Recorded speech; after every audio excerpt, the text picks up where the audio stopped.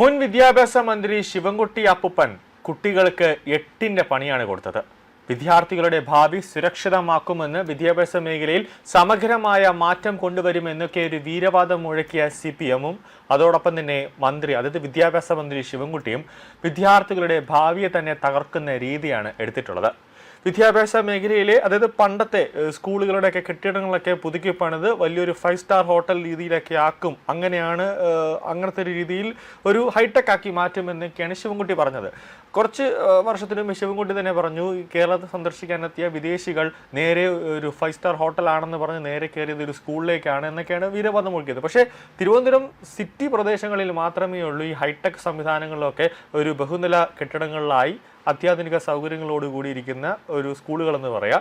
പക്ഷെ ആ സ്കൂളിൻ്റെ അകത്ത് കയറി ചെന്നാലും നേരെ ചൊവ്വ ഇരിക്കാനുള്ള ഡെസ്കോ അല്ലെങ്കിൽ ഫാനോ വെളിച്ചമോ ഒന്നുമില്ല.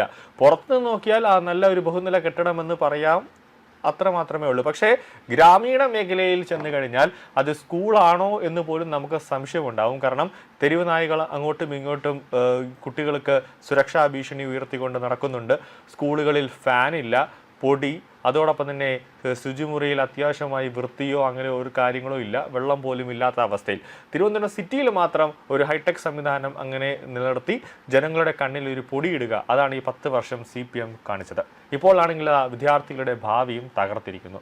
CPM നേതാക്കളെ സംബന്ധിച്ചിടത്തോളം അവർക്ക് ഈ 10ാം ക്ലാസ്സും ഗുസ്തിയുമായിട്ട് നടക്കുന്നത് കൊണ്ട് വിദ്യാഭ്യാസത്തിൻ്റെ പ്രാധാന്യമൊന്നും അവർക്ക് അറിയില്ല എന്നതാണ് ഏറ്റവും പ്രധാനപ്പെട്ട കാര്യം.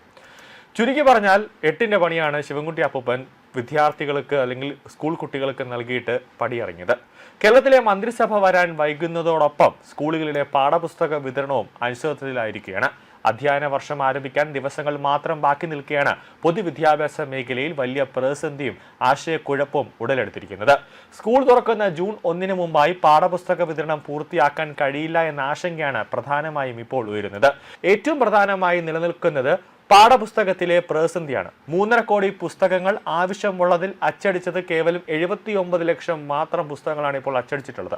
കവർ പേജിനുള്ള കടലാസ് തീർന്നതും കുടിശ്ശിക നൽകാത്തതിനാൽ തമിഴ്നാട്ടിൽ നിന്ന് കൂടുതൽ പേപ്പർ എത്താത്തതുമാണ് അച്ചടിയെ പ്രതികൂലമായി ബാധിച്ചത്. ധനവകുപ്പിന്റെ ഇടപെടലിലൂടെ 7 കോടി രൂപ അനുവദിക്കാൻ തീരുമാനമായിട്ടുണ്ട്. സ്കൂൾ തുറന്ന ശേഷമെങ്കിലും പുസ്തക വിതരണം പൂർത്തിയാക്കാൻ ആലോചന നടക്കുന്നുണ്ടെങ്കിലും അത് എത്ര കണ്ട് വിജയിക്കുമെന്നറിയില്ല. ഇനി ഓണപരീക്ഷയുടെ തലേദിവസം അല്ലെങ്കിൽ ഒരു 2 ദിവസത്തിന് മുമ്പേ മാത്രമേ കുട്ടികൾക്ക് ടെക്സ്റ്റ് ബുക്കുകൾ കിട്ടുമോ എന്നൊരു സംശയമാണ് ഇപ്പോൾ ഉയരുന്നത്. പുസ്തകങ്ങളുടെ 1ാം വാല്യം ജൂൺ 1-ന് മുമ്പ് സ്കൂളുകളിൽ വിതരണം ചെയ്യും എന്നായിരുന്നു മുൻ മന്ത്രി വി ശിവൻകുട്ടിയൊക്കെ പറഞ്ഞത്. കൂടാതെ എല്ലാ കൊല്ലവും നടക്കുന്ന അധ്യാപകരുടെ പരിശീലനവും താറുമാറായി. അധ്യാപക പരിശീലനത്തിന് കുറഞ്ഞത് 4 കോടി രൂപ എങ്കിലും വേണം എന്നതാണ് പറയുന്നത്. PM ശ്രീ പദ്ധതിയുമായി ബന്ധപ്പെട്ട തർക്കങ്ങൾ കാരണം കേന്ദ്ര സർക്കാർ ഫണ്ട് തടഞ്ഞത് നടപടികളുടെ വഴിമുട്ടിച്ചു. പഴയ മൊഡ്യൂളുകൾ ഉപയോഗിച്ച് ഓൺലൈൻ വഴി പേരിന് മാത്രമായി പരിശീലനം നടത്താനാണ് SCRT ഇപ്പോൾ തീരുമാനിക്കുന്നത്. അധ്യാപകരുടെ സ്ഥലമാറ്റ നടപടികളും അനിശ്ചിതത്വത്തിലാണ്. അധ്യാപകർ അപേക്ഷകൾ സ്വീകരിച്ച് മാർഗരേഖകൾ തയ്യാറാക്കിയിട്ടും ഉത്തരവിറക്കാൻ ഉദ്യോഗസ്ഥർ കാട്ടുന്ന അലംഭാവം അധ്യാപകരെ വലയ്ക്കുകയാണ്.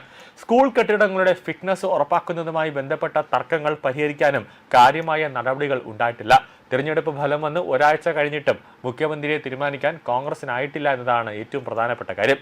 മുഖ്യമന്ത്രിയെ തീരുമാനിച്ചതിന് ശേഷമാണ് മറ്റ് വകുപ്പുകളിലെ മന്ത്രിമാരെയും ആർക്കൊക്കെ കൊടുക്കണമെന്നും തീരുമാനിക്കുക. വിദ്യാഭ്യാസ വകുപ്പ് മുസ്ലിം ലീഗിന് നൽകരുതെന്ന് BJP ആവശ്യപ്പെട്ടിട്ടുണ്ട്. മുസ്ലിം ലീഗ് അല്ലാതെ കോൺഗ്രസോ മറ്റ് ഘടകകക്ഷികൾ ആർക്കെങ്കിലുമോ വിദ്യാഭ്യാസ വകുപ്പ് ഏറ്റെടുക്കണം എന്നതാണ്, അല്ലെങ്കിൽ അവർക്ക് ആർക്കെങ്കിലും നൽകണമെന്നാണ് BJP പറയുന്നത്. കൂടാതെ മന്ത്രിയുടെ കാര്യത്തിൽ ജാതിമത പരിഗണന ഇതിൽ വിദ്യാഭ്യാസത്തിൽ ഉണ്ടാകുമോ എന്നൊരു ചോദ്യവും പൊതുവെ ഉയരുന്നുണ്ട്. മുഖ്യമന്ത്രി പ്രഖ്യാപനം വൈകുന്നത് കൊണ്ട് തന്നെ വകുപ്പ് മന്ത്രിമാർ ആര് എന്ന കാര്യത്തിലും കാലതാമസമുണ്ടാകും. കൂടാതെ സ്കൂൾ ബസ്സുകളുടെ ഫിറ്റ്നസ് അതും ഒരു എങ്ങുമെത്താത്ത രീതിയിൽ വഴിമുട്ടി നിൽക്കുകയാണ്. അതും മോട്ടോർ വാഹന വകുപ്പ് ഉദ്യോഗസ്ഥർ കർശനമായി തന്നെ അത് നിരീക്ഷിച്ചുകൊണ്ട് ഒരു അപകടവും ഇല്ല എന്ന് ഉറപ്പാക്കി ഫിറ്റ്നസ് ഒക്കെ നൽകേണ്ട ഉത്തരവാദിത്വമുണ്ട്. പക്ഷെ അതും നേരെ ചൊവ്വ നടക്കുന്നില്ല എന്നതാണ് ഏറ്റവും പ്രധാനപ്പെട്ട കാര്യം. മൊത്തത്തിൽ എല്ലാം കൂടെ താറുമാറായി കിടക്കുന്ന ഒരു അവസ്ഥയിലാണ് നിൽക്കുന്നത്.